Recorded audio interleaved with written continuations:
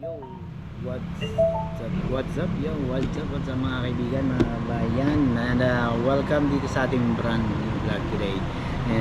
Happy Mother's Day sa lahat ng mga nanay dyan all over the world. Kung nasaan sulok man kayo ng mundo ngayon, Happy Mother's Day. And syempre ang celebration ng Mother's Day, importante yan sa mga nanay, lalo na kung kasama nila yung kanilang mga anak. So binabati ko kayong lahat at congratulations sa mga bagong nanay dyan na nagbigay ng silang sa mga bagong anak ngayon na becoming a mother. So yeah, today update ko kayo sa mga ganap dito sa aking buhay. So ngayon guys, medyo mainit pa rin ang panahon as usual, pero ang maganda dito guys, medyo nagko-cope na tayo.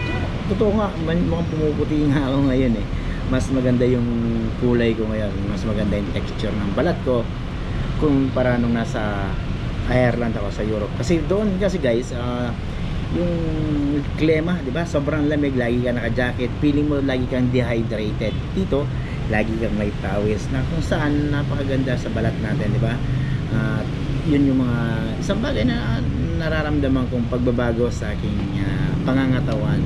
Ayun nga lang, medyo hindi rin komportable kasi sobrang parang ang lagkit lagi ng pakiramdam ko dahil sa sobrang init at yun nga, laging nag-oily yung balat natin, pero okay pa rin naman. So yun nga guys, at ngayon ay Mother's Day. Medyo tahimik ngayon sa cafe dahil ang karamihan yata ng mga tao ay nasa mall.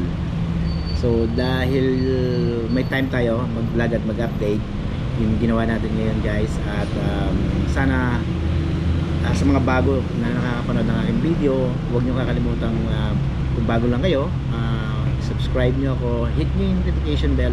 Alam ko, ito yung mga tipo ng mga video na hinahanap ninyo, pero baka sakaling sa pagtulong nyo sa akin, sa pag-subscribe and follow nyo sa akin sa aking channel, ay matulungan nyo naman akong mag-grow. At yun nga guys, maraming salamat kung kayo ay napadaan dito at napanood nyo itong video to.